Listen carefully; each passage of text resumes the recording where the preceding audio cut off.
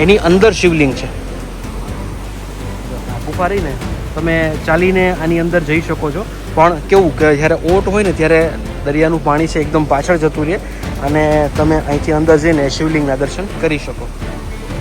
અહીંયા નીચેની બાજુએ ગુફા આવેલી છે.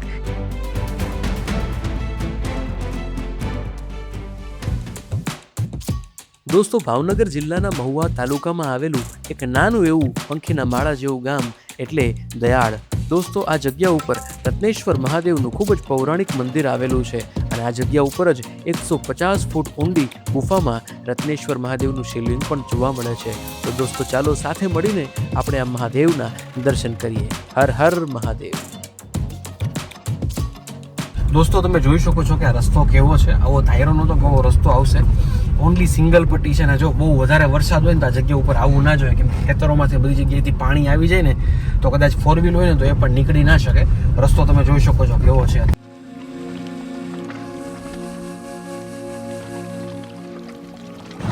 દોસ્તો, અત્યારે આપણે રત્નેશ્વર મહાદેવના મંદિરે દર્શને આવ્યા છીએ. ખૂબ જ સુંદર મજાની જગ્યા તમે જોઈ શકો છો. સામે મહાદેવનું મંદિર છે અને આધ્યાત્મિકની દ્રષ્ટિએ જોવા જઈએ તો જંગલ વિસ્તારમાં તેમજ સમુદ્ર કિનારે આપણને હંમેશા મહાદેવના દર્શન થતા હોય છે.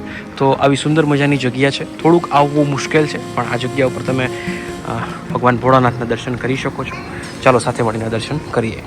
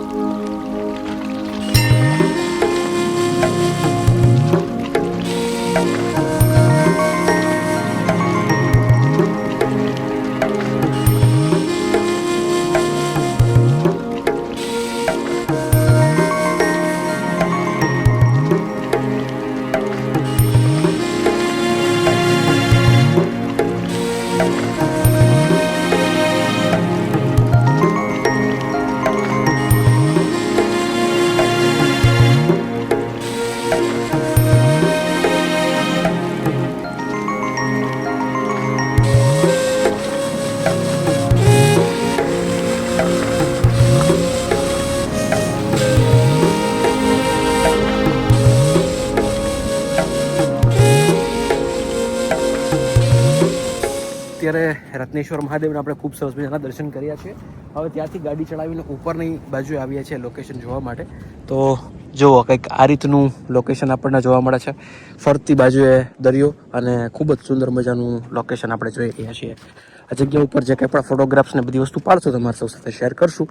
પણ આ જગ્યા પર જે ભગવાન ભોળિયાનાથ બિરાજમાન છે ને ભાઈ, એ ખરેખર અદ્ભુત દર્શન છે, જોરદાર. હવે જુઓ, આ જગ્યા ઉપર અહીંયા નીચેની બાજુએ ગુફા આવેલી છે જ્યાં શિવલિંગ છે.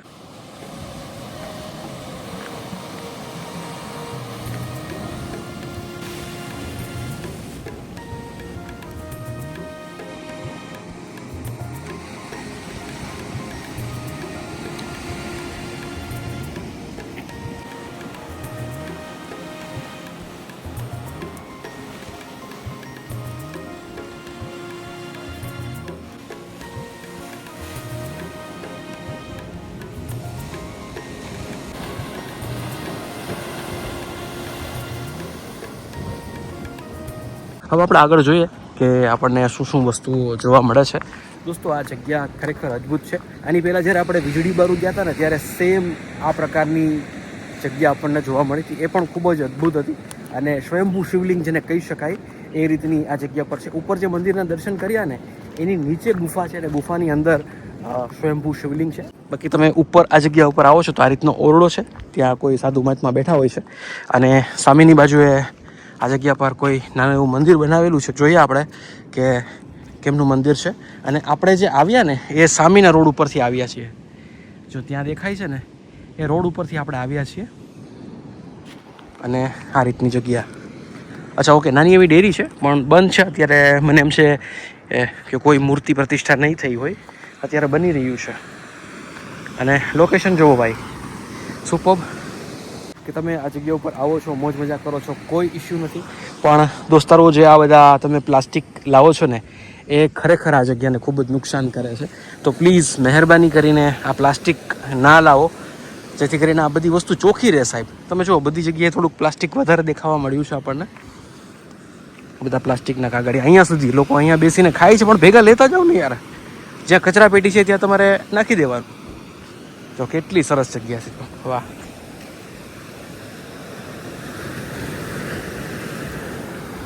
જોરદાર.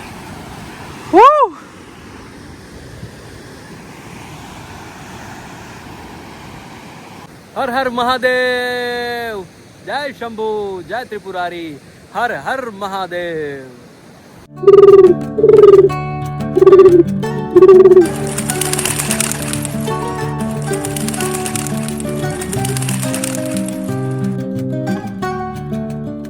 મંદિરની એક્ઝેક્ટ બાજુમાંથી જ એ ગુફાનો રસ્તો જાય છે. તો સામેની બાજુએ તમે જોશો ને તો ત્યાં પણ એક શિવલિંગ છે. પણ અહીંથી હવે આપણે આગળ જઈએ, હું તમને ગુફા દેખાવું કઈ રીતની ગુફા છે. જો આ રીતને તમે આગળ વધો ને તો અહીંથી રસ્તો છે ગુફામાં જવાનો. ઘણા બધા લોકો તમે જોઈ શકો છો કે ત્યાં બેઠા છે. હવે અહીંથી છે ને ઉપરથી આપણે પહેલાં જોઈએ કે કઈ રીતની ગુફા છે. ખૂબ જ અદ્ભુત સાહેબ. અને એકવાર જરૂરથી જીવનમાં આ લાવવો લીધા જેવો છે. જો આ રીતની ગુફા છે, એની અંદર શિવલિંગ છે.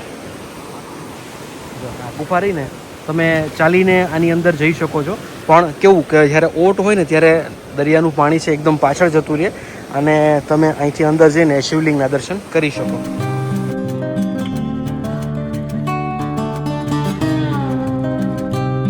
અચ્છા, આ બાજુનો હાથ બેવું ધ્યાન થયો, નીચે ઉતરવાનું. ચાલો ચલો દોસ્તો, હવે આપણે એ જે રસ્તો છે ને એ જોવા માટે જઈ રહ્યા છીએ. નિરાતે, હાવ નિરાતે. દેવું નિરાતો બેટા. પગથિયા પણ દોસ્તો આ જગ્યા પર આપણને જોવા મળે છે.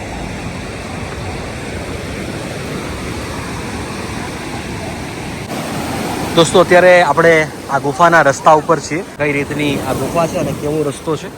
આ સામેની બાજુએ જે છે ને એ ગુફા છે અને અમુક લોકો જઈ પણ રહ્યા છે અંદર, પણ થોડુંક અઘરું છે ત્યાં પહોંચવું. આજે ફેમિલી સાથે આવ્યા એટલે થોડુંક રિસ્ક ઓછું લેવાની ગણતરી છે. અત્યારે આપણે અહીંયા બેઠા છીએ અને વિચાર કરી રહ્યા છીએ કે ત્યાં આગળ જવું કે ના જવું. અત્યારે મન ના પાડે છે, પણ દિલ ત્યાં જવાનું કહે છે. શું કરવું જોઈએ કોમેન્ટ કરો. જો આ રીતની જગ્યા. આ લોકો તો પાછા આવી ગયા રિટર્ન. સામે બે ભૂરાઓ ગયા છે.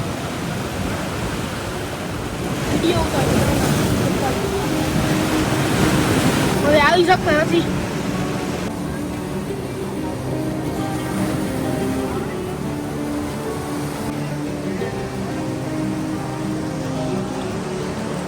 ચલો દોસ્તો, ભાઈ આપણે આગળ વધીએ.